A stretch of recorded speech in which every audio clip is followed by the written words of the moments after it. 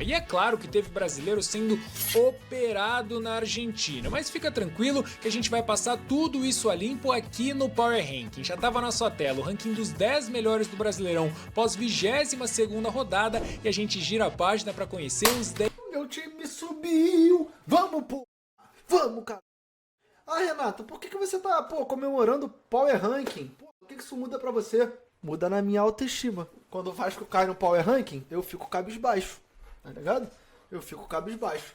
Quando o Vasco sobe de posição, eu fico feliz, eu fico alegre. Então, 3 posiçõezinhas tem que respeitar, né? 10 piores, sempre com base em campo, bola e momento vivido.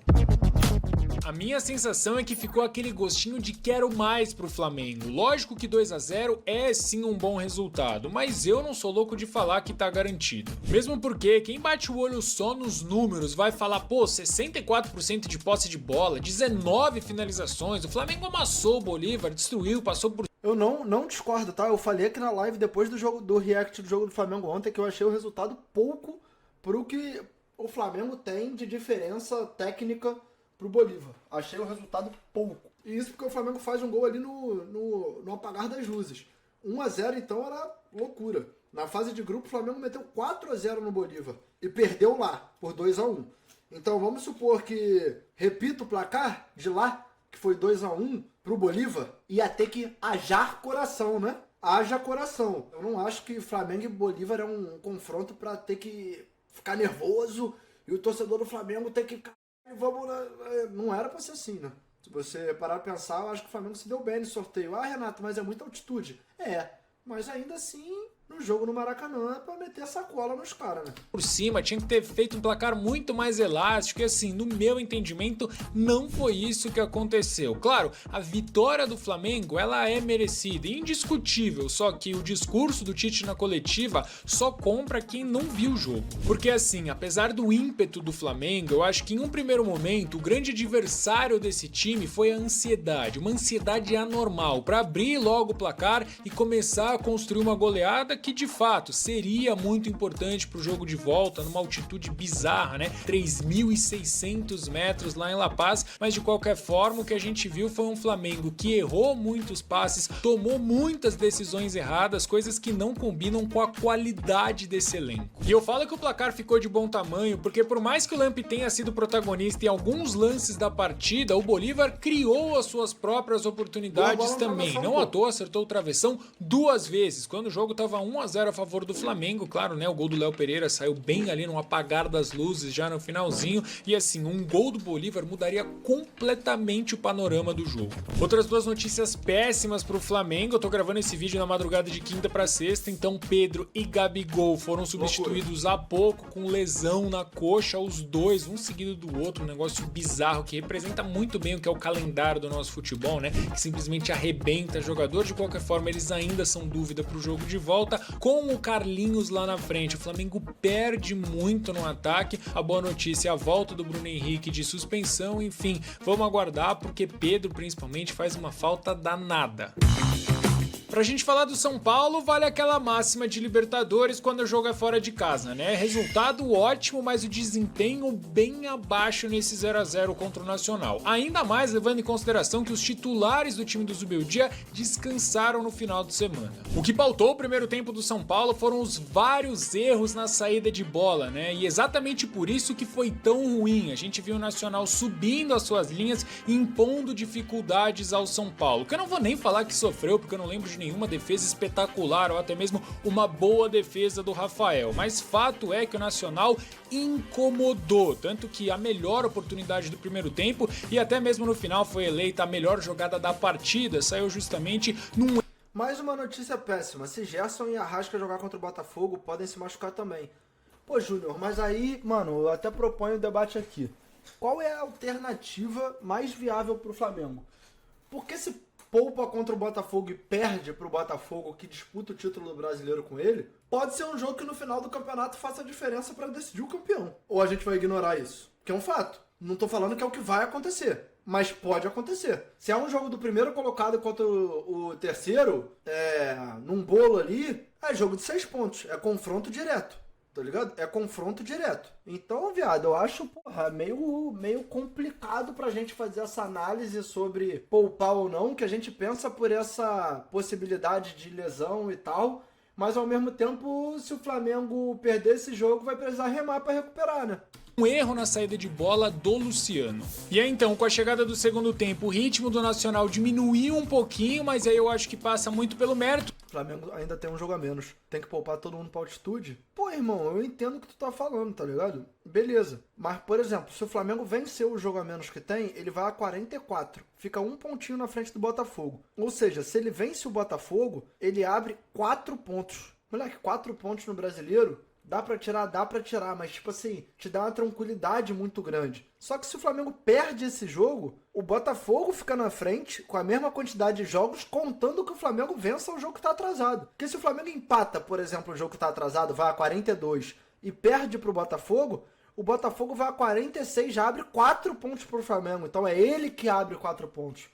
É o que eu falo, eu acho que tem que ser levado em consideração. Não acho que seja tão simples assim essa questão do Flamengo poupar contra o Botafogo pro jogo contra o Bolívar. Não sei. Do São Paulo também, que procurou ter mais a posse de bola, né? Dar uma tranquilizada mais. Não foi uma posse de bola que gerou perigo, inclusive, isso aqui tem que ser dito. Tanto que também a melhor oportunidade do... Mas o Botafogo também vai poupar? Eu vi um papo de que existe a possibilidade, mas não vi nada confirmado não, mano. Se for confirmado que vai poupar... Aí dá pra fazer. Aí eu quero ver, mano, se fica esse burburinho, chega lá na hora, um mete time titular, outro mete time reserva. Tem um preço a se pagar, entendeu? O segundo tempo foi do Nacional, numa finalização do Zabala, depois de um jogador do Nacional desviar a bola dentro da grande área, que vamos combinar aqui, né? O Zabala perdeu porque ele é ruim de bola. Em linhas gerais, pelo que se propôs a fazer, pela estratégia traçada pelo Luiz Ubeldia, para um jogo dificílimo, e todo mundo sabia que seria, Libertadores, fora de casa, contra o Nacional, nunca é fácil. Agora, eu acho que mesmo assim, o São Paulo pecou demais nas transições. Eu vi um time muito lento nas transições ofensivas, e aí é claro que isso facilita demais o trabalho do Nacional. A gente simplesmente não pode tirar dessa conta o gramado horrível que atrapalha, obviamente, o time de maior qualidade,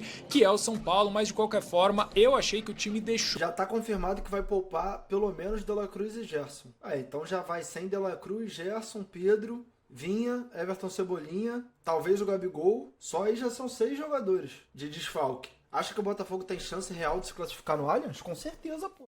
Com certeza, pô. Com certeza. Chance real tem. Se vai se classificar é outra história, mas chance real, claro que tem. Cara, o Botafogo pode se classificar até perdendo por a vantagem mínima e vencendo nos pênaltis. A desejar. Muito por conta do resultado contra o Botafogo na Libertadores, eu não vou me surpreender se o Palmeiras entrar com um time reserva. E aí então você pensa comigo, o clássico é no domingo, São Paulo só decide a vaga na Libertadores na outra quinta-feira, o que quer dizer que se o Zubeldia for mandar um time misto, a tendência, imagino eu, é que ele mande um misto. Cara, e é loucura também, porque o Palmeiras é outro. Se poupar no Brasileiro, já tá a 5 pontos do líder, vamos supor que o Botafogo ganha, o Palmeiras perde...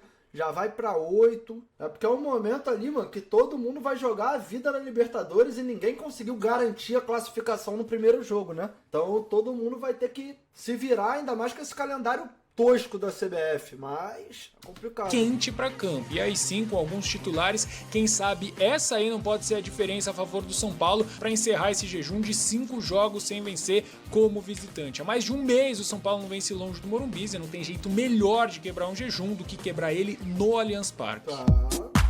Ganhar do Boca em La Bombonera é praticamente missão impossível, tanto que eles não perdem um jogo de Libertadores em casa desde 2020, mesmo assim, pela parte... O Vasco não perde desde a última vez aí que disputou, antes de 2020. A última Libertadores do Vasco foi em 2018, olha aí. E aí vai ficar babando o Boca Juniors. Boca Juniors é meu filho. Pô, quero ver ficar desde 2018 sem perder, em casa e fora. Partida que fez o Cruzeiro cai um degrauzinho essa semana. Mas não é que o Cruzeiro foi mal não, tá? Aliás, o primeiro tempo foi bom, pelo menos na minha visão. E eu acho que a gente consegue ter uma ideia de como o Boca Juniors teve dificuldade pra criar e principalmente pra ameaçar a defesa do Cruzeiro. Calendário péssimo pra jogador, mas pra mim como telespectador e amante de futebol é maravilhoso. Não, com certeza, Eric. Tipo, é muito bom você, pô, todo dia tem jogo pra assistir, sei lá o que, é maneiro pra caralho.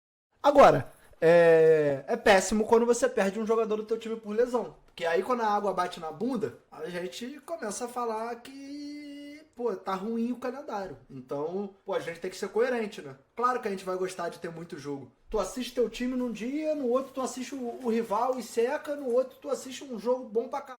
Pô, que vai ter ali de 2 times que estão bem, no outro 2 times que estão mal pra caralho. É muito entretenimento, mas é ruim, né? Aqui nesse mapa de finalizações, apontam só 3 finalizações, todas de muito longe, e a principal oportunidade do Boca, que foi num chutamento do Cavani ali no comecinho da partida, nem aparece, ou seja, o Cruzeiro conseguiu se impor defensivamente. E o problema vinha justamente depois da recuperação da posse de bola, mesma coisa que já tinha acontecido na partida contra o Atlético Mineiro. O Cruzeiro foi um time de pouquíssimas... Essa onda de hate aí que eu tô vendo, mano, com uma Matheus Pereira é desproporcional, né, mano? Vagabundo falando, ai, some em jogo grande. Ai, a torcida do Cruzeiro tá passando pano, sei lá o quê. Torcedor do Cruzeiro falando que a torcida do Cruzeiro tá passando pano pro Matheus Pereira, que tem que criticar porque tá sumindo em jogo grande. Pô, eu acho muito cedo, mano. Que isso?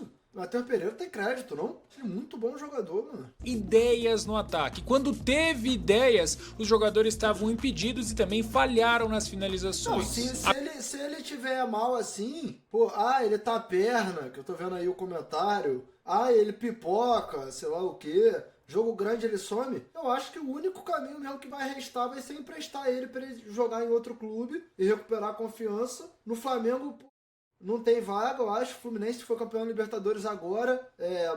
Tipo assim, gastou muito pra fazer o time do ano passado, aí tá devendo, não vai conseguir pagar. Botafogo, ele não tem vaga, ele vai ter que ir pro Vasco, velho. Infelizmente, velho. E eu vou fazer esse sacrifício aqui. Em nome da torcida do Vasco, eu faço sacrifício, eu aceito o Matheus Pereira. Eu faço esse sacrifício. Pelos meus irmãos cruzeirenses, que estão sem aguentar mais o Matheus Pereira, porque eu sou um moleque bom. Agora, o segundo tempo foi bem diferente, né? E eu acho que por 2 fatores especificamente. Primeiro de tudo, um mérito por parte do técnico do Boca Juniors, que entende que a entrada do Martegani seria o suficiente para fazer a marcação-pressão encaixar, mudar a dinâmica desse time. E também eu acho que tem um demérito do lado do Fernando Seabra pela demora na substituição, né? Ele esperou tomar o gol do Cavani para aí sim colocar o Lucas Silva e também o Caio Jorge, caras que conseguiram devolver um pouco da dinâmica que o Cruzeiro tinha no primeiro tempo. E se no primeiro tempo o Cruzeiro tinha produzido bem pouquinho ofensivamente, no segundo foi praticamente nada, diferente do Boca Juniors, que poderia, mas só poderia ter ampliado o placar com o Cavani, que acertou a trave e depois o Cássio fez uma defesaça que... Meu Flamengo não nega, ele não nega. Eu falei com o Marcos Braz agora há pouco, mano. Ele falou que ele pediu por favor pra mim, pra o Vasco fazer esse favor e segurar o Matheus Pereira lá. Porque não tem vaga no Flamengo. Ele falou pra mim. Que baita goleiro é o Cássio. Exatamente por esse motivo que eu acho que o placar é completamente reversível, ainda mais por se tratar de Cruzeiro e Mineirão. A gente precisa lembrar que esse time não perde em casa desde a final do Campeonato Mineiro. Entre esse jogo do Boca agora e o jogo da volta, claro, tem a partida como visitante contra o Vitória. Vitória que tem o terceiro pior aproveitamento como mandante, então eu acho que o Cruzeiro sim pode vencer esse jogo.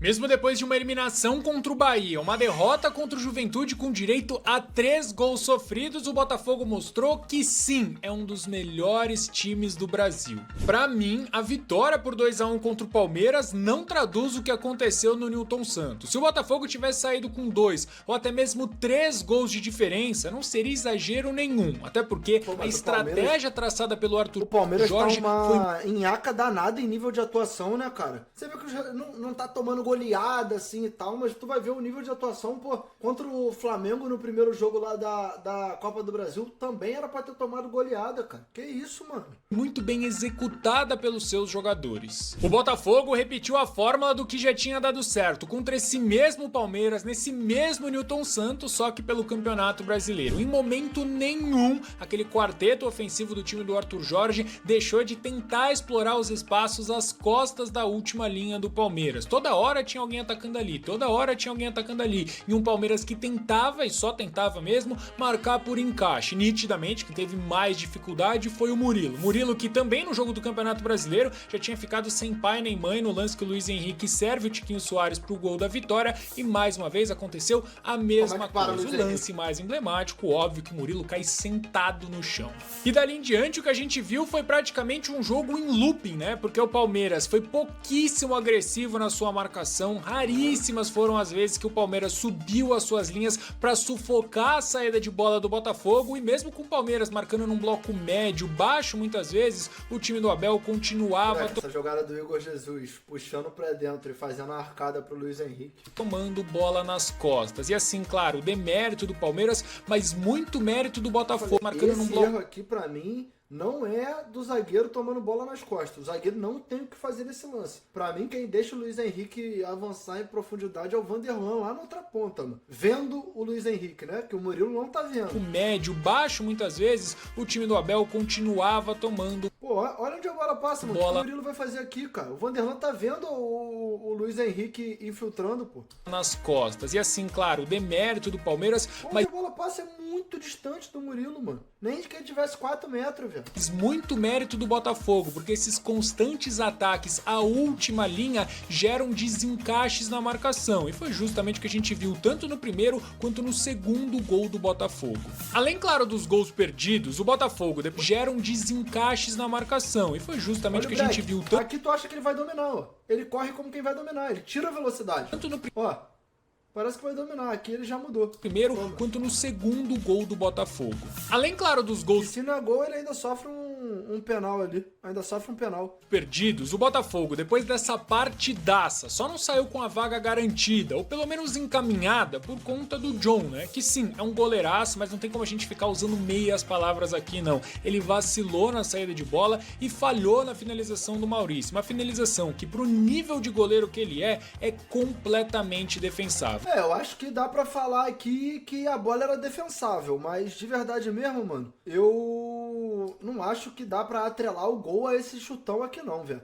No chutão... Palavras aqui, não. Tipo Ele assim, vacilou na Se é num lance no meio campo, o vagabundo marca até a falta, tá ligado? Mas não tem como julgar ele, pô, num lance que ele consegue dar um chute no meio campo e o Palmeiras cria a jogada do meio campo pra frente. É uma jogada como qualquer outra. Não é aquela que ele dá um chute, o cara tá na entrada da área, bate e é gol. Agora, dava pra ele defender.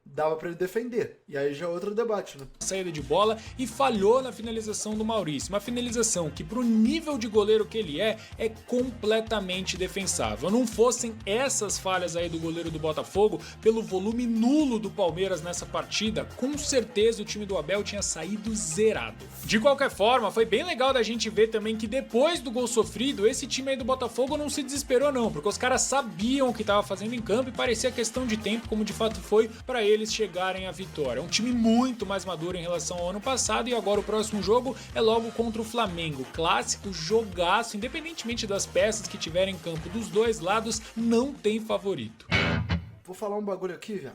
É futurologia, tá? Não é certeza de nada, não. Mas eu acho que dificilmente o Botafogo se classifica, tipo, nos pênaltis ou, pô, empatando lá e aí passou no placar agregado. Eu acho que existem duas possibilidades. Ah, Renato, isso é óbvio, ou um ou outro. Não, o bagulho é que, pô, já descartei o pênalti, eu descartei o empate, tá? Eu acho que ou o Palmeiras vence naquele jogo chato, que é o dia do Palmeiras, e ele vai ficar fazendo chuveirinho ali o tempo todo e vai fazer o gol porque o time do Palmeiras é chato na bola aérea ofensiva. Pô, os zagueiros vão bem no ataque, o Flaco Lopes é chato e eu acho que pode se classificar assim. Ou vai ser o extremo oposto, vai estar no dia do Botafogo e aí o Botafogo ganha de novo, tá ligado? Não tô falando que goleia não, mas ganha de novo. Porque se for por nível de atuação, eu acho o nível de atuação do Botafogo melhor, assim, consideravelmente que o do Palmeiras. Enfim, eu acho que tá mais pra isso do que pra um jogo decidido nos pênaltis, ou, pô, vai empatar lá e aí o Botafogo ganhou porque ganhou o primeiro jogo. Eu acho que se tiver no dia do Palmeiras acertar aquela bola aérea ali, o Palmeiras passa. Se não tiver, eu acho que o Botafogo ganha. Ampliou a sua série invicta para 9. Agora são 7 vitórias e só 2 empates. Mas a sensação é que tudo isso aí podia ser ainda... Lembrando que no Campeonato Brasileiro do ano passado, o Palmeiras vence aquele jogo de virada no Newton Santos, mas o Botafogo vence no Allianz Parque, né? Um dos poucos times que vence no Allianz Parque. ainda melhor, até porque foi a arbitragem quem tirou a 4ª vitória seguida do Lion. É muito simples, o Fortaleza foi operado na Argentina. O gol marcado pelo Sanches, minutos depois do Marinho abrir o placar com uma cobrança de falta absurda lá, Ronaldinho Gaúcho, deveria ter sido anulado. Por uma questão muito simples, o Quintana empurra o Pedro Augusto na frente da arbitragem que não viu. O Quintana tanto sabe que foi falta que depois do gol ele nem comemora direito, ele dá logo 2 olhadas pro árbitro. De qualquer o VAR checou para ver se a bola estava em jogo na hora do empurrão e ela estava em jogo, mas mesmo assim o árbitro não viu ou não quis ver infração. Mas é verdade também que teve um pênalti não marcado a favor do Rosário Central nesse lance envolvendo o Zé Wellison, que foi juvenil demais. Então não foi operado Fortaleza. Ele deu um tackle no adversário, de qualquer forma o juizão compensou e a gente vai precisar combinar aqui que isso aí aconteceu faltando 5 minutos para acabar, quando o estrago já estava feito. Eu falo isso porque depois do Fortaleza abrir 1-0 com 2 minutos de jogo, se não fosse o fraco do juiz, o time do Vojvoda tinha tudo para jogar dentro da sua principal característica, explorar o contra-ataque e principalmente os espaços deixados pelo Rosário Central, que naturalmente seriam bem maiores. O próximo jogo agora é contra o Bragantino e dá pra gente imaginar um Fortaleza bem modificado, assim como a gente viu na partida contra o Criciúma. Se o Fortaleza ganhar esse jogo do Bragantino fora, tirem as crianças da sala, que aí realmente vai ficar todo mundo com o cu na mão. Filho, pode dormir. Não consigo, mãe. Tô com medo do Fortaleza. Se o Fortaleza vencer o Bragantino fora de casa, emendar essa sequência positiva, emendar não, né? Manter essa sequência positiva e se consolidar na briga pelo título, é pra você explicar pro teu filho que ele pode dormir e que tá tudo bem, mesmo com o Fortaleza estando na rua, tá ligado? Porque é difícil, velho. E claro, olhando para essa escalação aí, o cara que chama mais atenção e gera mais expectativa é a maior contratação da história do Fortaleza, o Moisés, que vem de um gol inclusive contra o Criciúma e já mostrou, né, por tudo que ele fez na Copa do Nordeste. Olha isso, mano. Pô, tem que ser um trabalho muito sério mesmo, muito bem feito, mano. A maior contratação da história dos caras é o Moisés. E, pô, os caras estão fazendo um campeonato assim, não é diminuindo o Moisés, mas não é um jogador caro, tá ligado? Que demanda muito investimento. E os caras, pô, montaram o time e estão aí. Tá, o grande artilheiro da competição com 7 gols, que se ele retomar esse nível aí, ele pode ser importantíssimo. Apesar da força que tem como mandante, o Braga não vence as 6 partidas e dá pra completar um mês sem vitórias no Nabi Abichedi. Claro que não vai ser fácil, mas pra mim, o Fortaleza é favorito.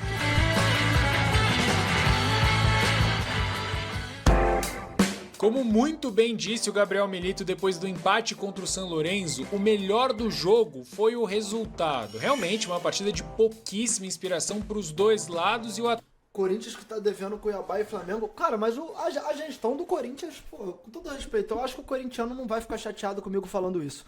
Mas é muito nebulosa. Tipo assim, você vai ver, o bagulho é estranho, sabe? É obscuro. É bravateiro. O tempo todo, uma gestão muito midiática, falando. Você não vê o resultado em campo, você vê o Corinthians gastando e não trazendo o retorno técnico. Não dá o respaldo que a torcida, teoricamente, espera. É muito estranho, velho. Fora a quantidade de acusações que tem surgido aí, que eu não vou falar aqui com mais afinco, porque eu não tenho propriedade, entendeu? Me fala um clube que não deve. Todos os clubes devem, só que o ponto é a forma que deve. É muito diferente você dever 400 milhões e ter um fluxo de caixa e você tá devendo quase 2 bi e continuar gastando. Mas é muito diferente, não chega a ter comparação, pô. O Atlético Mineiro só sobe no nosso ranking porque, num geral, a semana... A sorte do Corinthians, mano, é que o Corinthians tem uma torcida muito grande e tem um faturamento alto lá no final do ano. Mas ainda assim, é um bagulho que pode destruir o clube. O Corinthians já teve o teu clube destruído num momento que já era grande e já tinha torcida gigante. Uma gestão acaba com o clube. Penhoso. O que eu destaco de positivo é que em momento nenhum o Galo sofreu, mesmo jogando fora de casa, no Nuevo Gasômetro, onde historicamente o San Lorenzo cresce, independentemente do momento, bom ou ruim, a gente sabe que o time hoje atravessa uma crise, mas o Atlético Mineiro não sofreu nem uma pressão. Vamos ser bem sinceros aqui, né? O San Lorenzo chegou o quê? Uma, no máximo 2 vezes, e a gente precisa lembrar também que o gol sofrido... Mais administrações passadas, não tem muito o que fazer, agora é tempo. Então, mano, eu entendo, tipo, o ponto que você tá falando de mais administrações no passado. O que eu não consigo ver é o Corinthians tendo uma boa administração agora, tá ligado? Tipo, eu não consigo olhar e falar assim, pô, tá ruim por causa do passado, mas se você parar pra ver, o Corinthians tá fazendo aí um trabalho de recuperação financeira, uma austeridade, contratando barato, jogador que dá retorno. Eu não consigo ver. Eu não consigo falar isso do Corinthians hoje. Não nasce de uma jogada trabalhada, construída, nada disso. É um erro individual do Saravia. Agora, também não tem como a gente ignorar o fato de que o Atlético Mineiro trocou mais de 600 passes, teve 70% de posse de bola, mas não conseguiu gerar essa superioridade, ou melhor, esse volume de jogo em chances de fato. E eu acho que o mapa de finalizações do Atlético Mineiro dá um pouco o tom do que foi essa falta de ideias no setor de criação. Eu acho que o Bernard não funcionou nessa partida, e inclusive, claro, tem mérito sim do San Lorenzo pela proteção. Tá cortando o vídeo, tá? Pra quem tá assistindo no YouTube, é porque como eu faço na live, tem muita mensagem no chat, eu gosto de ir respondendo. Uma grande área, mas tem muito demérito do Atlético Mineiro e principalmente do Gabriel Milito, que parece que não enxergou que o Bernard não estava funcionando por ali e foi trocar ele só na reta final do jogo. Dito isso, sempre importante frisar, né? Sou fãzaço do Gabriel Milito, acho que ele faz um ótimo trabalho no Galo e o Atlético Mineiro é favoritaço pro jogo da volta, em casa, contando com o apoio da sua torcida e também é favorito, independentemente de time reserva ou titular, para ganhar do Cuiabá nesse final de semana. E a chance desse grupo de jogadores aumentar a série de vitórias de 3 para 4 na Arena MRV, elevar ainda mais o moral contra um Cuiabá que não vence há 6 jogos e perdeu os últimos 5. Em uma semana em que a grande maioria dos times teve um desempenho bem abaixo da crítica, o Corinthians, que aparece pela primeira vez aqui no nosso ranking, foi uma grata surpresa. Sabendo da qualidade do Bragantino com bola, o Ramon Dias armou um Corinthians com a cara do Corinthians, um time muito intenso, agressivo na marcação e que não fez questão de ter a posse de bola não, teve só 28%, mas comandou as ações do jogo, principalmente no primeiro tempo. E eu de verdade entendo que é diferente você jogar assim dentro ou fora de casa, mas apesar de ter sido na condição de visitante esse jogo do Corinthians em Ribeirão Preto, será mesmo que com a maioria absoluta da torcida corintiana dá pra considerar que o Corinthians estava fora de casa? Eu de verdade acho que não e tenho certeza absoluta que a torcida do Corinthians não reclamaria se até mesmo dentro da Neoquímica Arena o Corinthians jogasse fechadinho, muito bem armado, intenso, lutando por toda a bola, até porque esse é o DNA. Bom, qual que é a capacidade do estádio do Bragantino? Porque pelo que eu entendi, esse jogo ocorreu onde ocorreu porque o estádio do Bragantino não tem a capacidade mínima de 20 mil para suportar esse jogo, né? O jogo nessa fase da Sul-Americana. Porque, pô, se for perto de 20 mil, mano, dá um jeito de expandir ali pra ter 20 mil e conseguir mandar esses jogos. Perder o Fator Casa num momento como esse não tem a mínima condição, cara. O Corinthians jogou, não vou falar em casa porque a casa do Corinthians é a Neoquímica. Tinha mais torcida do Corinthians que do Bragantino com muita tranquilidade e o Bragantino não se sente em casa jogando ali. Perde muito, né? Do Corinthians. E se não fossem os gols perdidos pelo Corinthians, acho que a principal delas com o Pedro Raul, né, naquele lance que ele tá cara a cara com o goleiro e nem finaliza, mas enfim, se não fosse isso aí, hoje a gente poderia estar falando de um confronto já definido a favor do Corinthians. Aliás, eu fiz uma análise completinha sobre esse jogo e vou deixar aqui no card pra vocês. E eu bem que podia te falar que o Ramon Dias escalou os reservas contra o Bragantino, só que hoje, depois de 2 gols em 2 jogos, é simplesmente impossível a gente imaginar que o Thales Mágico não faz parte do 11 ideal do Corinthians. De qualquer forma, é claro, alguns dos titulares que estavam no banco, casos do André Ramalho e também do Rodrigo Garro, podem elevar o nível desse time, assim como outros caras que estão no DM e devem voltar em breve. Você entendeu onde eu tô querendo chegar, né? Mais do que o resultado, eu acho que o Ramon Dias pode ter encontrado uma forma de fazer o Corinthians jogar mais bola, e isso aí vai ser colocado à prova logo agora, contra o Fluminense, jogo fora de casa, e eu acredito que o Corinthians pode vencer. O Bahia só cai no nosso ranking porque não jogou. Agora, uma coisa é certa, o descanso é importantíssimo para um time que não tinha uma semana livre desde a derrota contra o Corinthians. De lá pra cá, foram 7 jogos, uma média de 1 a cada 3 dias. Aliás, justamente pela questão física, o que a gente viu no final de semana foi um Bavi muito diferente dos outros 5 que já rolaram nessa temporada. Outra coisa que foi bem diferente também foi justamente o placar. Há 3 jogos o Bahia não triunfava sobre o Vitória. Vitória que entrou para essa partida na ausência do Mateuzinho com 3 atacantes e até fez ali que ia jogar uma pressão para cima da saída de bola do Bahia, que rapidinho se encontrou e abriu o placar com o jogadoraço que é o Everton Ribeiro. Só que no momento que o Everton faz o gol, ele já estava bem baleado por conta da joelhada que ele tinha tomado minutos antes, né? Tanto que ele é substituído e aí tem aquela imagem no banco dele com aquele olho desse tamanho. De qualquer forma, foi justamente depois da substituição do Everton Ribeiro que o Bahia caiu bastante, tanto em qualidade, organização e também intensidade. E aí o Vitória conseguiu aproveitar os espaços deixados, principalmente no segundo tempo, quando o time do Thiago Carpini teve as melhores oportunidades, seja em criação ou também em bola parada, mas aí é claro que eles pararam no Marcos Felipe, que é um goleiraço. E assim, por mais que o Bahia ainda não tenha conseguido retomar aquele nível de atuação, é inegável que o momento é bom. Classificação na Copa do Brasil, triunfo no Clássico, moral lá no alto para enfrentar o Grêmio, que apesar das 3 vitórias consecutivas no Campeonato Brasileiro, ainda não me empolga. Eu imagino que o Renato vai repetir o que tem dado certo, obviamente já pensando na Libertadores também entra com os reservas nesse jogo, então eu acho que dá para ganhar, apesar do empate não ser um mau negócio, mas para mim o Bahia vence.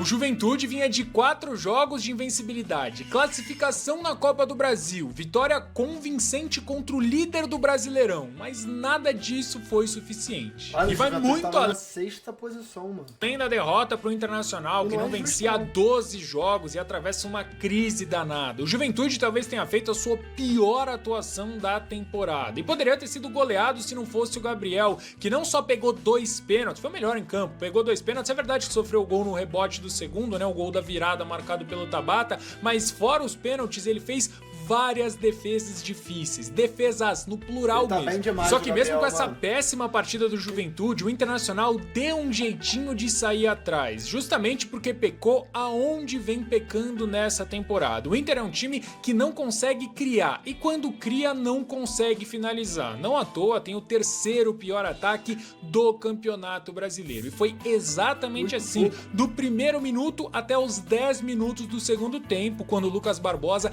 entregou de presente o gol pro Thiago Maia. Além desses erros individuais bizarros, seja na saída de bola ou para cometer 2 pênaltis na mesma partida, a grande preocupação do Juventude é a campanha desse time fora de casa. Como visitante, em 10 rodadas, nenhuma vitória, 3 empates e 7 derrotas. E a sequência agora no Campeonato Brasileiro é toda longe do Alfredo Jaconi, começando pelo Furacão, que é bem verdade, não vence na Liga Arena pelo Campeonato Brasileiro há mais de 2 meses, mas a gente sabe que o Atlético é muito forte em casa.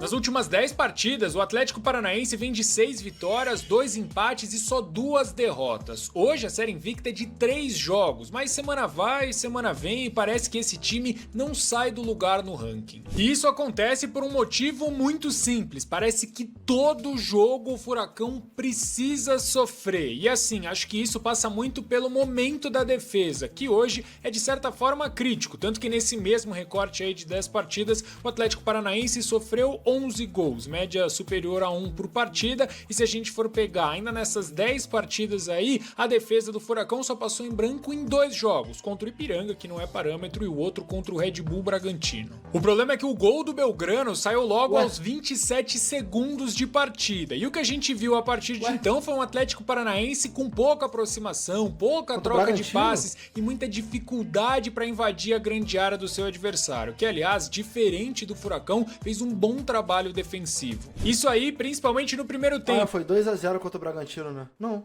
E se a gente for pegar ainda nessas 10 partidas aí... foi esse jogo contra o Bragantino aqui. Que esse aqui é outro. Foi esse jogo contra o Bragantino e esse contra o Ipiranga. A defesa do Furacão só passou em branco em 2 jogos, contra o Ipiranga, que não é parâmetro, e o outro contra o Red Bull Bragantino. É porque ele apontou pro escudo do Bragantino nesse jogo aqui, mas o jogo foi aqui, ó. Tá ligado?